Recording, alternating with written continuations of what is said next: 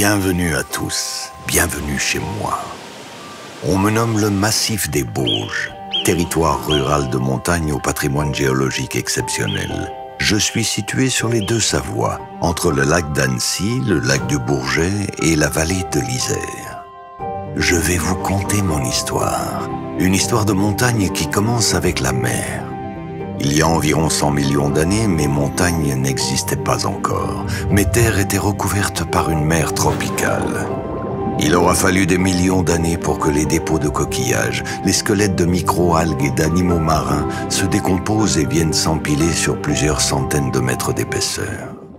En s'agglomérant au fil du temps, toute cette matière est devenue mon matériau principal, ma roche sédimentaire. Lors de la création des Alpes, le rapprochement de deux plaques tectoniques et la fermeture de l'océan alpin ont finalement conduit au soulèvement et au plissement de mes couches de roches.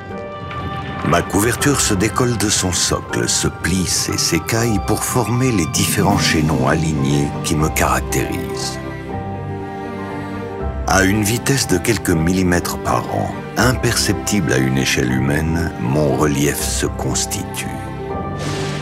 Soumis aux intempéries et aux ravinements liés au ruissellement de l'eau, mon relief s'érode en permanence, mettant en saillie mes parties les plus résistantes. Mais ce sont les glaciers, lors des différentes périodes glaciaires, qui ont façonné de façon spectaculaire les larges vallées qui m'entourent. Les flux de glace m'ont à plusieurs reprises envahi et traversé de toutes parts. C'est en se retirant de ces vallées que les glaciers ont fait naître mes grands lacs. Aujourd'hui, vous pouvez en contempler les magnifiques reliques.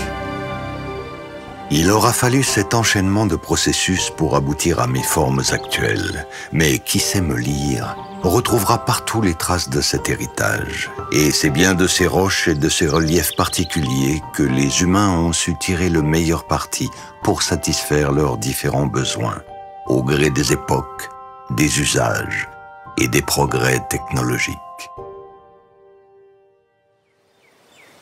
Les premiers humains connus sur mon territoire arrivent avec la fin de la dernière glaciation, il y a environ 15 000 ans, quand le climat commence à se réchauffer. Mes grottes et abris sous roche offrent aux humains de la préhistoire des habitats recherchés. Ils servent de campement à des chasseurs-cueilleurs-pêcheurs et seront parfois décorés de peintures rupestres. Les rivages du lac d'Annecy sont appréciés des artisans de l'âge du bronze qui construisent sur les plages des villages sur pilotis. Ces palafites permettent de s'adapter aux variations naturelles du niveau du lac qui n'est pas encore régulé. Les larges vallées qui m'entourent offrent des bassins favorables aux circulations et implantations humaines. Les sépultures sous tumulus ont révélé une intense occupation durant l'âge du fer, tandis que certains vestiges témoignent de l'importance de la période romaine dans les vallées savoyardes. Mes corniches calcaires et mes verrous glaciaires forment des sites défensifs naturels sur lesquels s'élèvent à différentes époques des forteresses. À l'inverse, mes vallées encaissées et sauvages sont dès le Moyen-Âge le domaine des moines, qui y établissent abbayes et prieurés, amorçant le défrichement et les activités tant pastorales qu'industrielles avec l'exploitation et la transformation du minerai de fer. Les particularités de mon réseau hydrographique conditionnent l'implantation de nombreux moulins, martinets et battoirs qui firent la richesse de mon territoire au XVIIIe et XIXe siècle.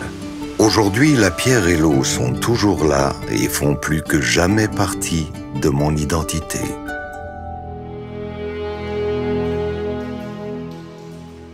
De mes sous-sols à mes plus hauts sommets, je recèle des trésors plus ou moins cachés. Tous sont issus de mon histoire géologique et des structures qu'elle a façonnées. Mes sommets, qu'ils soient escarpés ou en plateau, révèlent le travail de l'érosion sur cet empilement de sédiments. Couches calcaires massives affûtées au niveau des arêtes, tendres couches argileuses et moussées sur quelques doux plateaux d'altitude pâturés.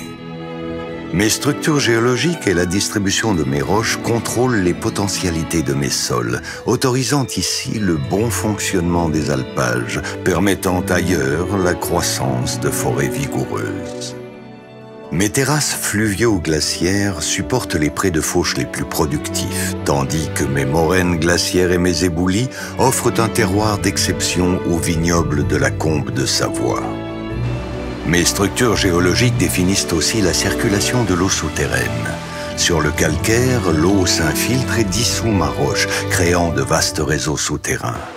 Disparaissant de la surface, l'eau ressortira par des sources spectaculaires plus bas dans mes vallées, alimentant mes rivières et mes lacs, après avoir parcouru mes réseaux de grottes explorés par les spéléologues. Sur son parcours, cette eau est souvent captée pour les besoins de mes habitants. Si l'on ajoute à ma géologie les nuances de mes conditions climatiques liées à l'altitude et à l'exposition, vous avez maintenant toutes les clés pour comprendre la diversité de mes paysages.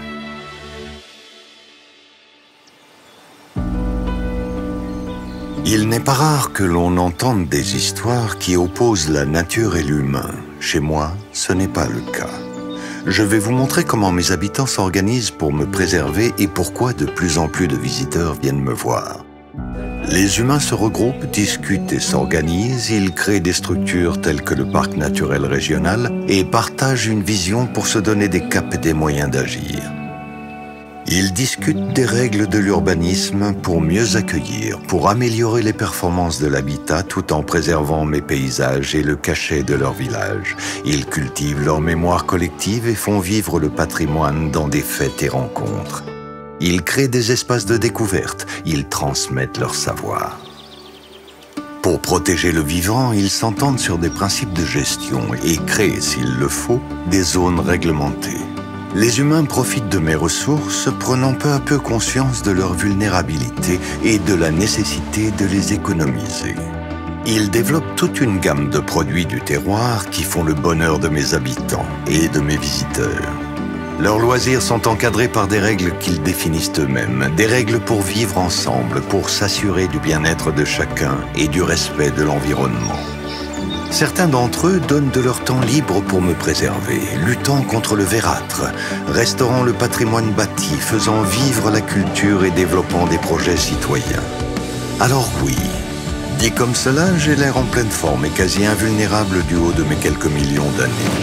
Mais vous vous doutez bien que si mes habitants prennent autant soin de moi, c'est bien que je suis plus fragile qu'il n'y paraît. Habitants et visiteurs, mon avenir vous appartient.